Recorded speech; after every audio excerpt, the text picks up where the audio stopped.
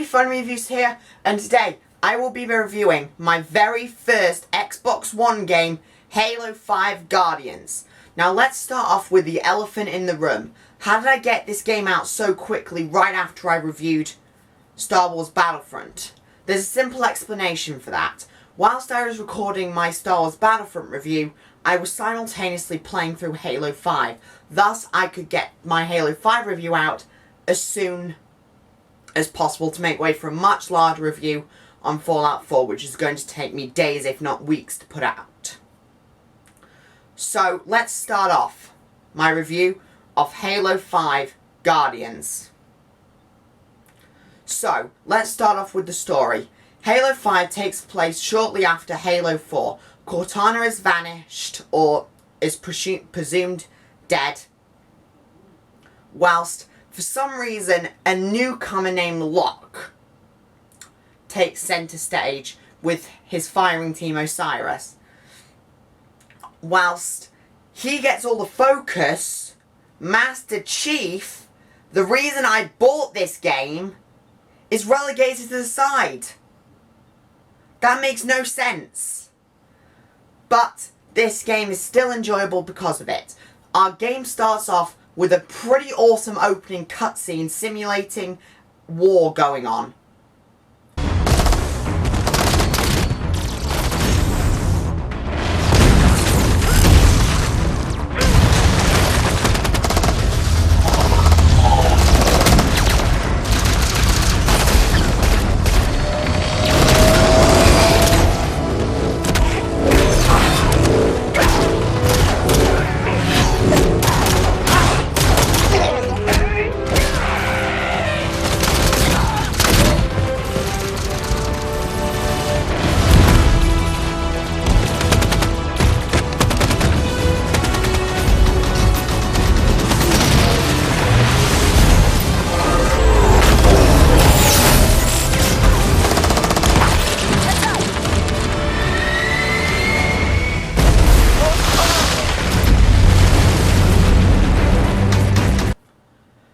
Whilst, after this, we're introduced to a, frankly, I know I'm going to get Halo fanboys wanting my head for this, frankly, a very average first-person shooter. Now, I don't doubt that this game's art design is beautiful. I adore this game's art design. From the cryptums to the Guardians themselves, to even the design of the Spartans in this game. It makes this game immerse you in this world. It's more than a game, it's an experience. It's an experience into gaming culture and what this franchise has evolved to. And I know that 343 Studios, no matter how hard they tried, they couldn't have surpassed our insurmountable expectations. We expected the best game ever to be put to consoles. It was impossible to do that. With Fallout 4 and other games on the way that frankly have much more original ideas behind them. I can't blame 343 Studios for what they did with Halo 5. It's still a stunning and amazing game, but they couldn't have done a better job. So let's talk about the presentation now. Like I said, this game's art design, presentation and sound is stunning. I don't think I've ever seen a more beautiful and breathtaking game other than the PS4's Until Dawn. This game screams atmosphere. Like I said, it's an experience. And it's an experience into gaming history and culture. I wanted to buy an Xbox 360 instead of my PS3 solely for Halo 4 when it came out. And subsequently, every single time a new Halo game came out, I pushed to get an Xbox 360, but I didn't. I stuck with PlayStation, and in essence, I kind of still love PlayStation, but playing Halo 5 Guardians now it now has proven to me that despite having to wait about 5 hours for the game to update and for me to actually be able to play it, this game still is a stunning experience worth every penny of its purchase price. Now, let's talk about the gameplay. The gameplay for Halo 5 Guardians, like I said, is a first-person shooter with grenades, shooting elements, and picking up weapons as you go. But, really, how many times do you have to fight the Warden?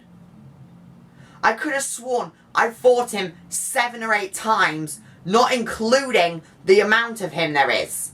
Heck, even Cortana, who the Warden is supposed to be protecting, got sick and tired of him. And every time he spawned so many enemies of himself, Cortana just vaporized them. Literally, just obliterated them. So, 343, do us all a favour next time. In Halo 6, 7 and 8, if you're going to recycle a boss fight, just have a little counter in the bottom corner, just saying how many times that boss has died. But let's talk about the final level. So, you fought your way through an absurd amount of frontier enemies, Covenant, and Wardens. I'm counting the Warden as his own enemy class now. It's time to face Cortana. Cortana starts off by trying to talk John 117, or the Master Chief, into joining her in her cause. But ultimately he refuses, and Cortana seals him inside a cryptum, set to join up with Cortana's personal guardian to, well, stop him. So it's up to you playing Spartan Lock to stop him by destroying several generators before Cortana's ship leaves. It eventually ends up pretty cheaply with a horde mode, where you've got to face multiple enemies to defeat Cortana. But I thought Cortana was supposed to be a good guy. Just so it's out there, this game is not newcomer friendly. Not by a long shot. I was very confused. I didn't know who the Covenant were, who the Spartans were. I had to read up on this. And I had to do so much research just to learn anything about this universe. But now let's talk about the elephant in the room and the controversy surrounding Halo 5. The requisition point system. I have played Halo 4, not on my own console. I do not own an Xbox 360, but I have played Halo 4.